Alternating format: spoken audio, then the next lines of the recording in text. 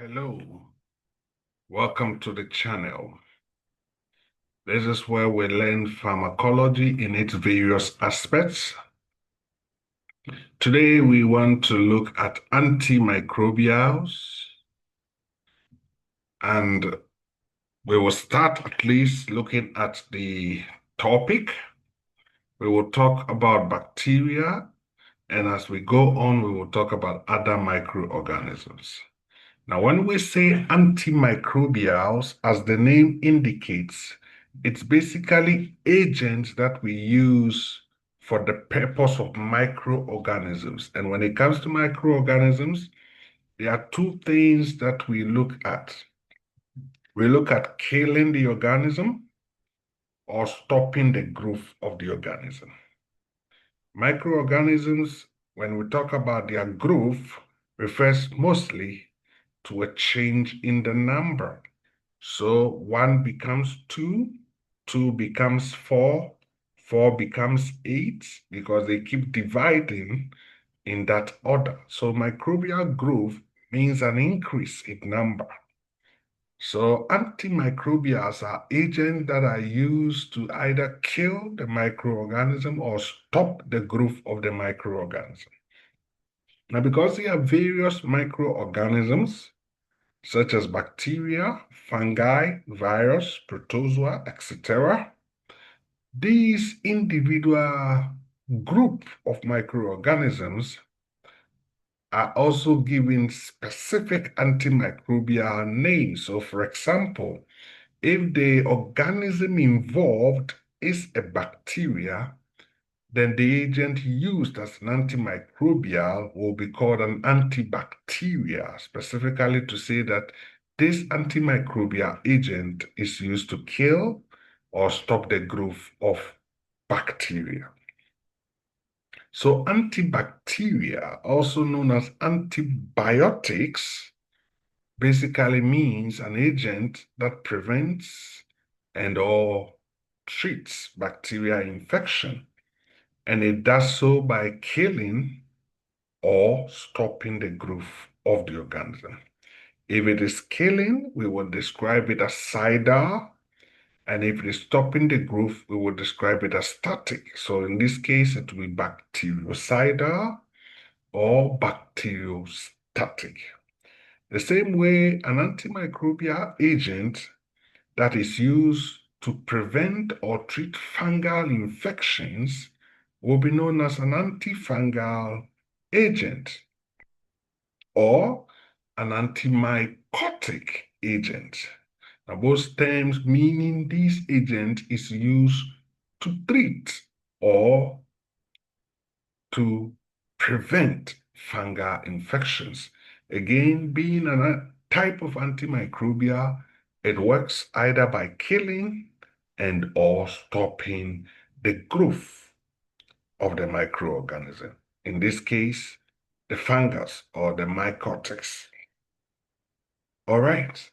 And if it is virus, then we will talk about antiviral agent. If it is protozoa, we will talk about antiprotozoa. So the point is that we use the antimicrobial term as a generic term to cover all microbial organisms. And then when we talk about specific organisms, we use specific names for them.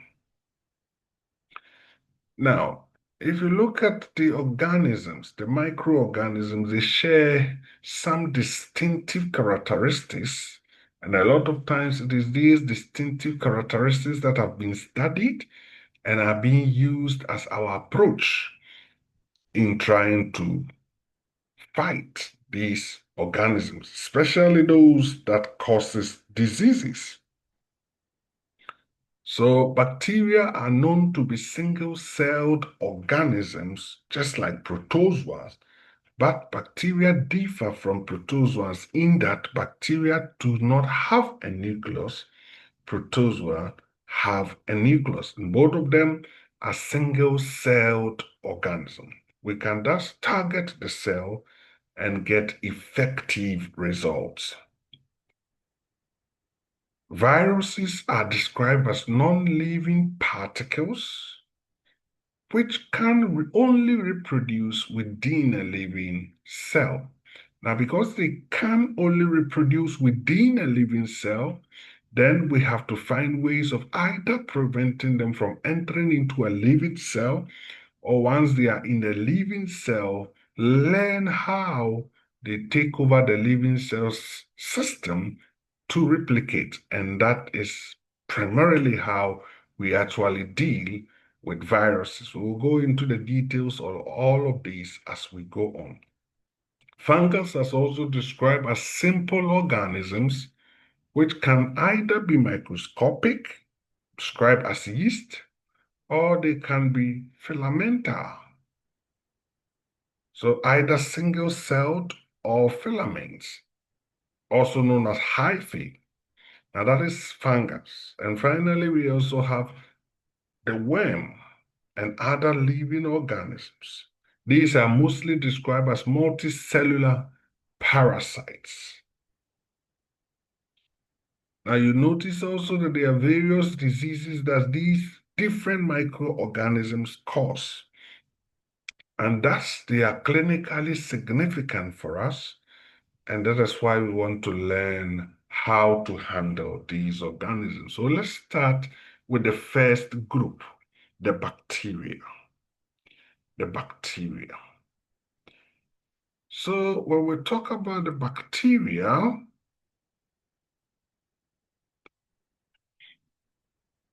we are talking about the first, for our study, the first class of microorganisms that we want to discuss is the bacteria. And there are various ways bacteria has been classified and identified. But for our study, we shall use the gram staining as our way of classifying bacteria. Now, this gram stain works on a group of bacteria that we normally call the typical bacteria. Typical in the sense that they all have a peptidoglycan wall, cell wall, that can react to the gram stain. They are described as typical bacteria. There are certain other bacteria that do not react to the gram stain, and these ones are referred to as atypical bacteria. So we're going to be discussing and talking about typical bacteria, and per the gram staining reaction, two groups of bacteria stems out: the gram-positive bacteria and the gram-negative bacteria. Now, the difference in their structure is what actually distinguishes them as positive or negative to the gram staining. Now, interestingly, that different structure also provides for them different susceptibility to antibiotics. So gram-positives are usually known to be more susceptible to antibiotics, whereas gram-negatives are known to be more resistant, less susceptible to antibiotics. We also know that some antibiotics are effective in gram-positive but useless in gram-negatives, the same way some are effective in gram-negative organisms but useless in gram-positive organisms. So it becomes important to know the bacteria if we are dealing with a typical bacteria, whether it's gram-positive or gram-negative, to help in your selection of antibiotics for the best of results. So if we take an antibiotic like vancomycin, a cell wall synthesis inhibitor, vancomycin, it is known to be an active drug against gram-positive organisms, but when you take a gram-negative organism like Haemophilus influenza or Pseudomonas aeruginosa, vancomycin is useless, it's ineffective because the organism in question here are gram-negative. So that means it's so important you know which organism you are dealing with, so that with that knowledge, you can also know the correct antibiotic to use. So we'll go into that. But first, let's look at some quick difference between these organisms. All right, so we mentioned the fact that we can classify these bacteria into gram-positive, gram-negative. This is another way we can classify bacteria, basically based on the shape. So they call it the morphological approach in classifying bacteria. Now, this is just so to remind you that gram staining is not the only way. So we have the spherical, which are known as the cocci. We have the rod or the bacilli. We have the spiral, which are the spirilla. We have the comma or the vibro. We have the corkscrew, which are the spirochetes. Now, whichever form that or shape that they may be in, they can either be as a single cell, they can be as a pair of cells, they can be as a cluster of cells, and they can appear, and they can also either be positive or negative. So the shape does not give us the gram state, whether it's positive or negative. It just tells us how it looks. And that's why I did not use that approach to try to classify, because we want to make some very important points using the gram staining.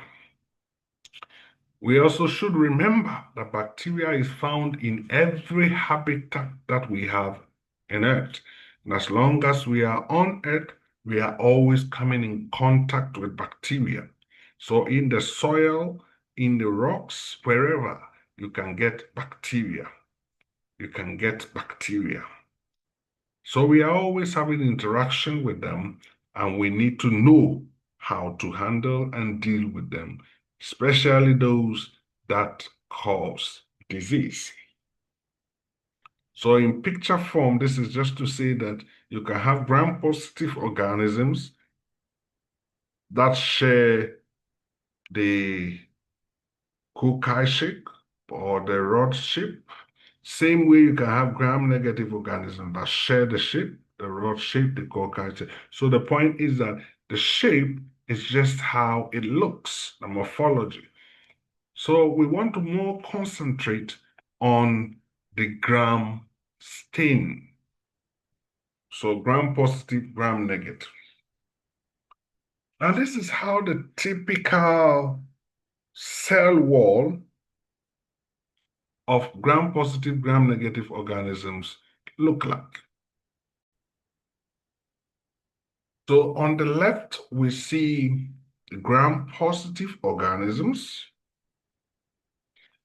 and then on the left, a gram-negative organism. Now, if you look at the typical cell wall of the two, you can readily see there are some huge differences. This is the peptidoglycan in gram-positive organisms, and this is the peptidoglycan in gram-negative organisms. It's actually the peptidoglycan that reacts to the gram staining, and this is what makes the organism either gram-positive or gram-negative. Now, interestingly, you will see that there is an outer layer here in gram-negative organisms, which is not on the gram-positive organism. That means when you use a gram staining, it's very easy for the peptidoglycan to pick the gram stain compared in gram-positive organism compared to gram-negative, because it has to go through the outer membrane before it can get to the peptidoglycan. And this is actually the reason why these gram-negative organisms do not stain positive to gram staining.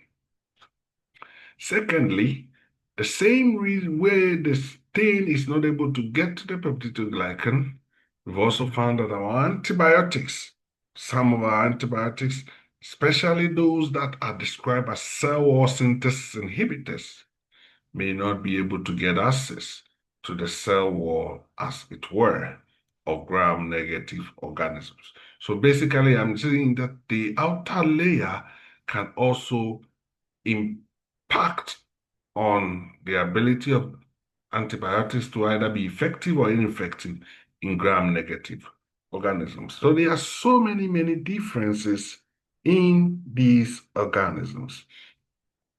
And if you look at it, you can see teichoic acid here in gram-positive, which is not visible in the gram-negative. You can see a purine in gram-negative, which is not found in gram-positive. So there are various differences. And we have these differences based on various characteristics. So we can look at the cell wall and we will see gram-positive organisms having a thicker cell wall compared to gram-negative organism having a thinner cell wall.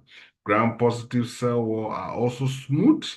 Gram-negative cell wall are wavy. So the point is that there are so many differences, and you can see that gram staining, we can use that as a way to distinguish between them, the peptidoglycan layer, etc., etc. So your notes gives you 21 different ways of seeing these. We will not go into that detail, but you can always refer to your notes for that purpose. Another important thing we want to mention is that fact that there are some common gram-positive organisms that we deal with and gram-negative organisms. So they will keep on coming up here and there in the notes, and therefore we just want to mention their names. So Staphylococcus aureus is one of the most common gram-positive organisms we deal with. Streptococcus is another one, and Enterococcus is another one. These are mostly the common gram-positive organisms that causes disease and we deal with. They are not the only. We have others like diphtheria, anthrax, etc. But the point is that the most common ones we normally deal with are strep, staph, and enterococci. And then when it comes to the gram-negative, they are quite a number. And we have so many of them. But Klebsiella is one typical example. Pseudomonas is another typical example. We have Neisseria gonorrhea, we have E. coli, we have Vibrio cholera, Salmonella, Shigella, Legionella. So there are so many of them. These are all gram-negative organisms that cause gram-negative type of conditions like these, as have been shown in the notes. Again, take your time and look at some of the diseases that are caused by these organisms, because these are important organisms when it comes to clinical practice. All right. Now, as a quick reminder, we're still talking about antibiotics. We zoomed off a bit to look at bacteria in detail so that we can now see what antibiotics, which are the drugs we say we use to treat and or prevent bacteria infection. So basically, antibiotics are those agents that are used for the treatment of bacterial infection and for the prophylaxis of bacterial infection. And when it comes to prophylaxis, especially in surgery, we rely on antibiotics before and after surgery to prevent bacterial infection. And for people whose immune system, for example, has been compromised, like the HIV people, people with TB, we also use antibiotics for prophylaxis. Generally, these are some of the advice we want you to give to your patient when you're giving them antibiotics. Because antibiotics are a class of drugs that have been associated with a lot of side effects. So some possible side effects that you probably want your patient to be aware of is the fact that some of the antibiotics can cause diarrhea. So they should be aware. And you also want your patient to know that if in case they are put on antibiotics and they begin to notice that their symptoms are getting worse, they should report. Because When it comes to infections, the worse it gets, the easier it damages organs. So it's so important. Once they notice if they are taking an antibiotic and their symptoms are getting worse, it simply means the antibiotic is not working. They need to report so that further investigation is made and, if necessary, a change made. Two, if on the agreed time there have not been a significant change in the health status, you can't see any improvement, even though you've taken the medication for the agreed time, it means the medication is probably not working the way we expect it to work. So you report back further investigation. And whilst you are taking the medication, the antibiotic, if you notice that you become systemically unwell, that means the whole system, in your whole body, you begin to feel sick. It's very important to report because that can lead to serious complications and or death if not handled. It could be a sign of superinfection. It could be a sign that something that was protecting the body has been compromised, or then there's always the need for a further investigation. So importantly, you must report. In the next final minutes of the period, we're going to talk about how to classify antibiotics. And there are primarily three ways we will use to classify our antibiotics. First, we will classify based on the spectrum of activity. Secondly, we will classify based on the chemical structure, and we will classify based on mechanism of action. We'll go into the details of these, especially in our next session. But quickly, when we talk about spectrum of activity, we are basically talking about whether the antibiotic we're using is effective against a wide variety of bacteria or only a few strains of bacteria. Now, if it's effective against a wide variety of bacteria, we describe it as a broad spectrum antibiotics. And if it is effective against a few strain, it is described as a narrow. So few is narrow, wide is broad. How effective is the antibiotic in terms of bacteria, the variety of bacteria? And that's why it is called a spectrum. How wide can it attack? So various antibiotics may be broad or narrow. If you take mostly the amoxicillin, tetracycline, ciprofloxacin, we will talk about another way. These are broad spectrum. Then you take penicillin G, you take penicillin V. Now, penicillin G is also known as a benzyl penicillin, and penicillin V is the phenylmethoxy penicillin. So if you have penicillin V, it is also narrow spectrum. Flucloxacillin is narrow spectrum. Erythromycin is narrow spectrum.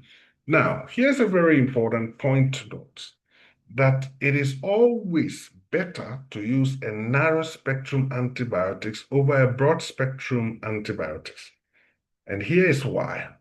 If it is possible to do that, always choose a narrow spectrum antibiotic over a broad spectrum antibiotic. That is, if you know the organism involved and you have the right medication, antibiotic, to tackle that organism. So, for example, flucloxacillin has been very useful in helping deal with an organism such as Staphylococcus aureus, a gram-positive organism, who responds to flucloxacillin. Therefore, flucloxacillin can be chosen because it's narrow spectrum for the organism.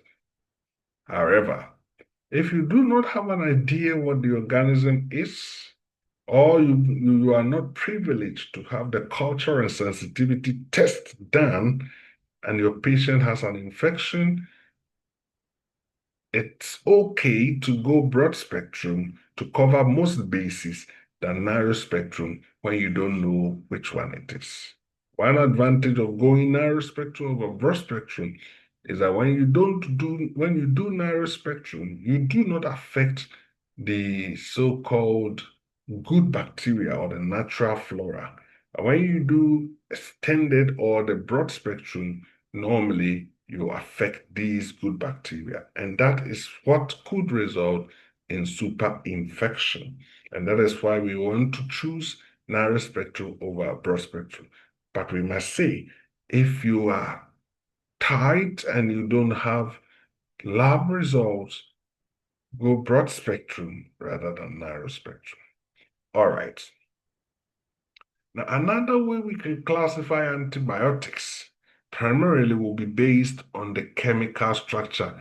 And a lot of times, this is actually the best way we classify our antibiotic. We normally use the chemical structure. So most antibiotics are classified based on the chemical structure. And when we say chemical structure, basically how carbon, hydrogen, and other elements are combined to make the agent. So, for example, we talk about water being two hydrogen molecules and one oxygen molecule. That becomes the chemical structure of water. So, all drugs, being molecules, have their own chemical structure. And based on the chemical structure, we are able to name these drugs. So, for example, here is my acronym to help me remember some of these antibiotics based on the chemical structure. So antibiotics can terminate protein synthesis for microbial cells like germ. Now, in this case, antibiotics, aminoglycosides, all aminoglycosides share a common chemical structure. Cephalosporins share a common structure. Tetracyclines share a common structure. Penicillins, and this is why they share the name they share. Another important thing for me to bring your mind to is that because we have wide variety of antibiotics and we are trying to use the chemical structure to name it, the chemical structure, each chemical structure usually has a peculiar name to help us identify. So in the nomenclature, in the naming of the antibiotic, it is named such that you can easily pick the chemical structure from which it was made. So let me pick some example. Whenever you meet an antibiotic that has Ceph at the beginning of its name, and it can be CEPH or CEF, Ceph, that makes it a cephalosporin because it shares the same chemical structure. When you see an antibiotic with tetracycline or cycline at the end of its name, it is a tetracycline. So tetracycline, oxytetracycline. So when you see a cycline, that's a tetracycline. You see a ceph, that's a cephalosporin. So cefuroxime, ceftriaxone, cefotaxime. Now, when you see a scilin, penicillin, when you see a scilin, that's a penicillin. So benzyl penicillin, fluclo. Now you see the scilin, flucloxacillin, you see the scilin amoxicillin, you see the scilin. All right.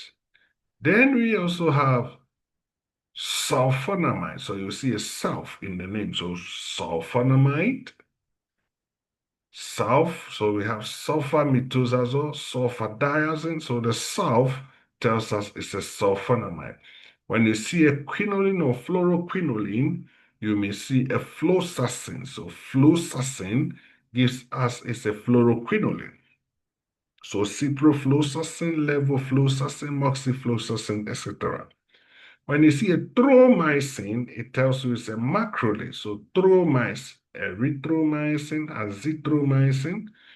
When you see a penin, it tells you it's a carbapenin. So imipenin, meropenin. When you see now, those are the general ones, okay?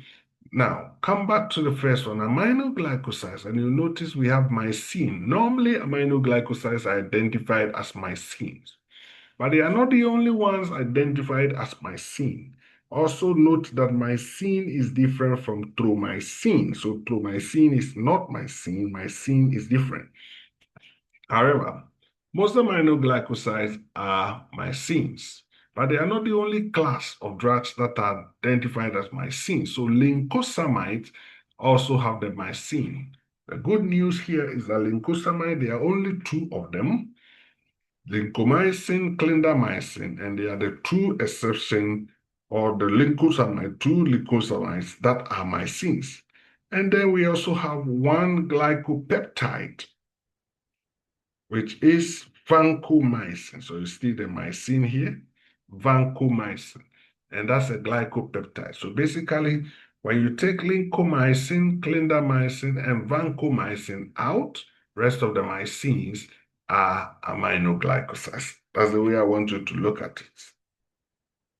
We also have some aminoglycosides that are seen, as in CIN, amikacin, for example, which something that the glycopeptides also share, the in, seen or nin. Now that's something that the glycopeptides also share. So you note that for me. And then finally, when you take monobactams, you see trionam.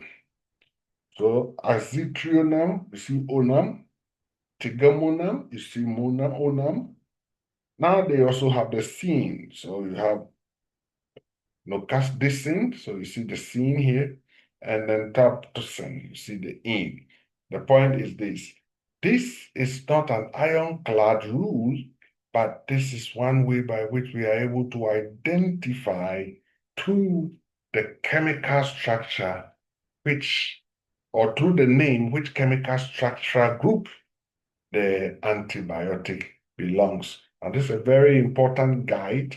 It helps. So maybe you can also take time and look at it.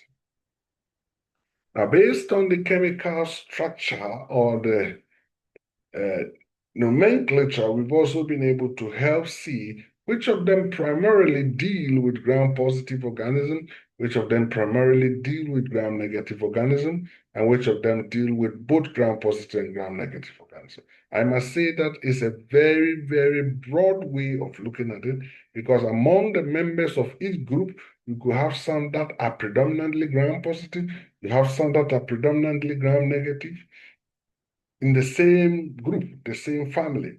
However, this helps as a good guide for us. So whenever we identify a no in the name, we think of that group as doing gram-negative organisms. So aminoglycoside monobactam. So we see no in that name. These are primarily gram-negative organisms that this class deal with.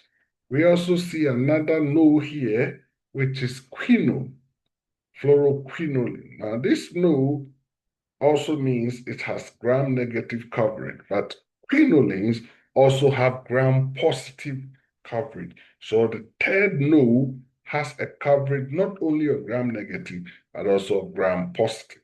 But the first two no's usually have gram-negative coverage.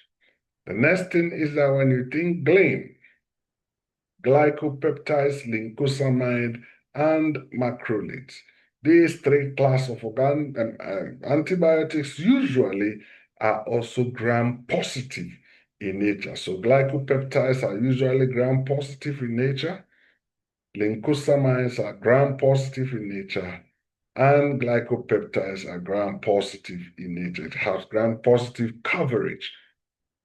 Now, the rest of the groups have a broader spectrum in terms of both gram-negative and gram-positive organisms. And then the final way we classify antibiotics based on the mechanism of action. And in this case, we are looking at whether the antibiotic kills the organisms or it halts the growth of the organism. If the antibiotic kills the microorganism, the bacteria, it is described as bactericidal. That means it kills bacteria. And if it stops the growth of bacteria, it is described as bacteriostatic. Static meaning stop growth. So when we talk about the mechanism of action, readily we are looking at either it is bactericidal or bacteriostatic. And it's important here to also note that we prefer for immunocompromised patients, we always use bactericidal agent. And this is why. When it comes to bacteriostatic agents, they stop or halt the growth of the bacteria and depend on the immune person, the immunity on the immune system of the person who is taking the medication to fight the bacteria. So for immunocompromised patients whose immune system have been compromised, if you use bacteriostatic agents, because bacteriostatic agents usually do not kill, then the organism will not die. And once the medication is taken off, it can begin to grow. So that is why it is usually preferable you use bactericidal agents, especially in immunocompromised persons. All right. Now, that also means for immunocompromised patients, avoid bacteriostatic agent, simply because the immune system, if it is compromised and cannot deal with the bacteria, the drugs also do not kill, they halt the growth. And therefore, if bacteriostatic agents are used, you only halt the growth of the bacteria as long as the antibiotic is there. But once it is out, the bacteria can continue to grow, which is not the plan. So avoid in immunocompromised patients. All right.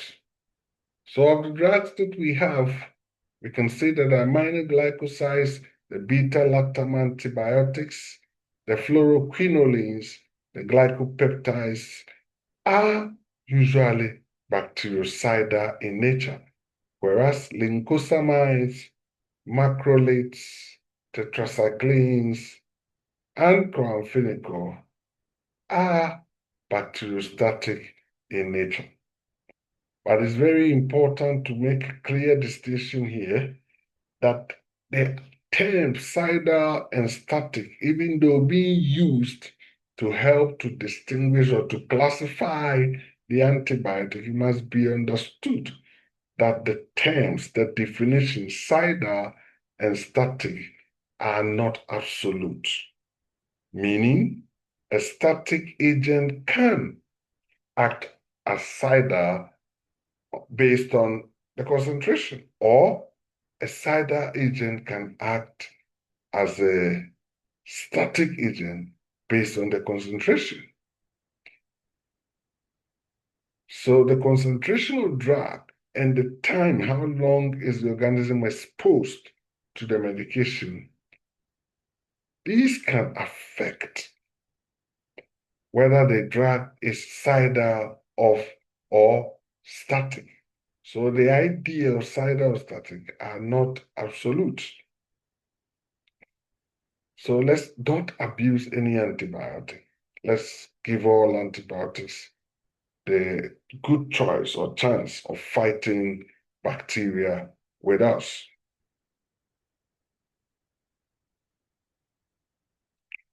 Okay. There are other pharmacokinetic properties that could influence whether cidal agent may act as static agent or static agent may act as cidal agent. But primarily, we can put them under the two we've mentioned. How long is the exposure time and how much is the concentration that is being used? This is what may turn a cidal agent into a static agent or a static agent into a cidal agent.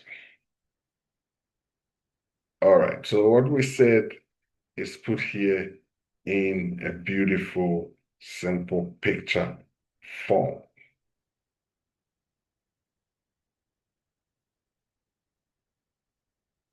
So we will stop here and continue the next time looking at the mechanism by which antibiotics are able to act as cider agent or act as static agent. Thank you for your time. Thank you for being with me. I believe this will be helpful to you. Have a wonderful rest of the day. Please don't forget to subscribe and like the channel. God be with you. Bye-bye.